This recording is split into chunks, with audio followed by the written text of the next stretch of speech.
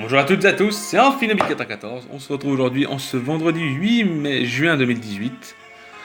Et aujourd'hui, en ce vendredi 8 juin, on va parler d'une génération qui est très critiquée pour beaucoup. Malheureusement, je vais parler d'Unis, la 5ème génération. Alors je sais que c'est pas la génération que je porte dans mon cœur, malheureusement. Les légendaires sont bien, mais la génération était indécevante parce que ils nous ont fait un Pokémon Kanto, mais sur la 5ème génération. Ils nous ont forcé à jouer des nouveaux Pokémon. Alors d'un côté, ça peut être bien, parce que je dis pas, quand j'ai rejoué à Noir et Blanc, en jouant avec Digigalaxy ou n'importe qui, on a refait les jeux Noir et Blanc, parce qu'on les a fait quand même 2-3 fois, que ce soit Noir et Blanc ou Noir de Blanc 2. Voilà. Euh, Après, au niveau tape des types, on va en parler. La stratégie est en beaucoup plus avancée, hein, ça c'est sûr. La stratégie est beaucoup plus avancée sur, sur noir et blanc ou noir de blanc 2. On va plutôt parler de noir et blanc parce que... Qu'est-ce qu'on peut dire de plus? Noir et blanc est d'une génération qui était vachement critiquée parce que, comme j'ai dit, on nous force à jouer des Pokémon qui sont pas ouf. Au niveau starter, moi c'est malheureux de dire ça, et j'ai pris Roitiflamme pour le tester, et Roitiflamme a été mon plus Pokémon, le Pokémon Feu. Pourtant je suis fan des Pokémon Feu et des starters. Alors Roitiflamme a été le plus décevant de tous les starters pour moi. Et peut-être que si un jour on a un remake de Noir et Blanc, enfin d'ici là, on aura eu d'autres des remakes. Mais c'est malheureux, hein. Et la 5ème génération, on n'a pas vraiment fait de coup de cœur sur beaucoup. Alors en stratégie, ça nous a été très utile. La 5ème génération était très bien. On a toujours les mêmes types, hein, que ce soit du type acier au type vol, avec tous les quatuors élémentaires, poison, psy, roche, tout ça. Les types ne changent pas. Les types changeront qu'en 6ème génération. Les résistances, dans l'ensemble, ne changent pas non plus, hein. Voilà, on a des nouveaux Pokémon, on a des nouveaux types qui sont pas mal. Je repense aux mousquetaires qui sont de la 5ème génération que j'apprécie. Mais voilà, après je suis pas un grand fan des légendaires. J'étais très fan des légendaires quand j'ai commencé Ruby Saphir où j'ai capturé mon Kyogre et que j'ai fini la ligue et que j'étais très fier. Mais j'étais doublement plus fier dans Pokémon Diamant et même Platine où j'ai réussi à faire ma propre équipe et j'ai boosté mes Pokémon eux-mêmes sans prendre le légendaire et réussir à faire la ligue. Là j'avais une plus grosse fierté parce que les ligues de Sinnoh et ON sont très dures par rapport aux autres ligues, sans être méchant. Mais qu'est-ce qu'on peut dire de la 5ème génération? La Reine était beaucoup plus utilisée. On parlait des météos, mais la Reine avec Polyted qui est simplement Polyted, je sais même plus son nom, voilà, Tarpo en français, était très joué avec la Reine, donc du coup il y a beaucoup de Pokémon qui étaient en désavantage. En 5ème génération, on a eu des objets stratégiques. On a eu l'Evolurock, qui est un très bon objet. Et franchement, la 5G, je la remercie pour ça. On a eu le casque brut, qui était très bon. On a eu le ballon, qui était très bon aussi, qui permettait de pouvoir nous permettre de l'éviter tout ça.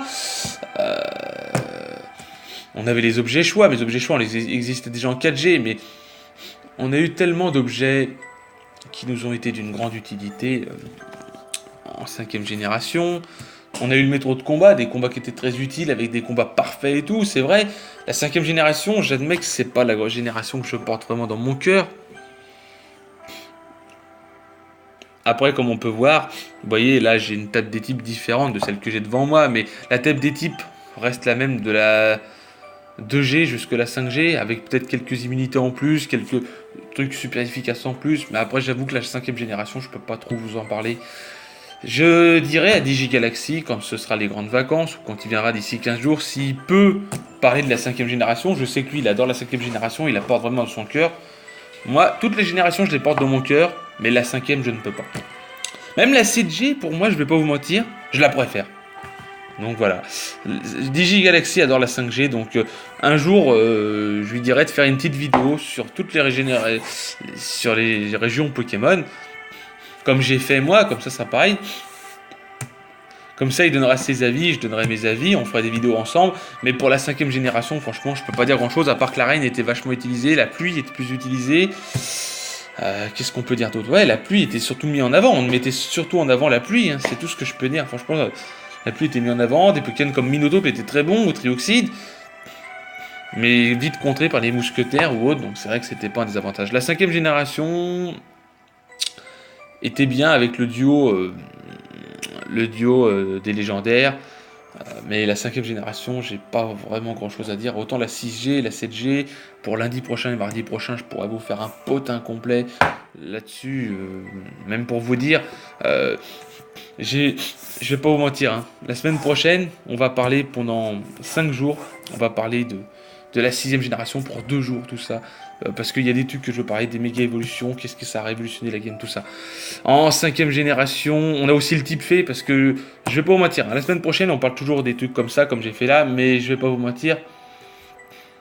Là, c'était tous les jours, je faisais une vidéo, et là, vu qu'il reste plus que 2 générations, le lundi, mardi, je vais vous parler de la 6G, mercredi, jeudi, je vais vous parler de la 7G. Tout ça, les méga évolutions, tout ça, qu'est-ce qu'il y a eu. Et je sais que ça va peut-être être long pour certains, mais en vendredi, je vais essayer pour vendredi prochain de vous faire parler des rumeurs qu'on a sur les nouveaux jeux Pokémon. On est le 28, donc théoriquement aujourd'hui ou demain, on devrait avoir beaucoup plus d'informations sur Pokémon, je sais très bien. Si on a des informations, je vous tiendrai au courant. Et voilà, mais la semaine prochaine, attendez-vous à du lourd sur la 7e génération et la 6e génération. Alors j'ai déjà parlé des méga évolutions, tout ça, mais là je vais parler un bilan complet de la 6G, de la 7G, qui sont pour moi des gros coups de cœur, malgré la déception durant l'aventure, mais il y a des trucs qui m'ont déçu, mais il y a des trucs qui m'ont hypé. La 5e génération a eu toujours le système d'arène, et pourtant elle ne m'a pas plu, je suis pas le seul. Mais la 5e génération, je sais pas quoi dire vraiment sur elle. Pour moi, le type le plus puissant reste le type dragon, dans toutes les types. Le type acier aussi commence à ressortir depuis la 4G et depuis la 5G. Voilà, Minotaur, tout ça, des Pokémon acier, voilà. Sur ce, je vous souhaite à toutes et à tous une agréable matinée, journée, soirée, et je vous dis à lundi pour la 6e génération. Donc lundi, on va parler de la 6e génération, la stratégie, les nouveaux types, tout ça. Mais attendez-vous à du lourd, parce que les 2 dernières générations, que ce soit la 6e et la 7e, a été un gros coup de cœur pour moi. Donc lundi, mardi, ce sera 6G, mercredi, jeudi, ce sera de la 7G. Et vendredi prochain, on parlera de l'actu Pokémon, du Pokémon Switch, tout ça.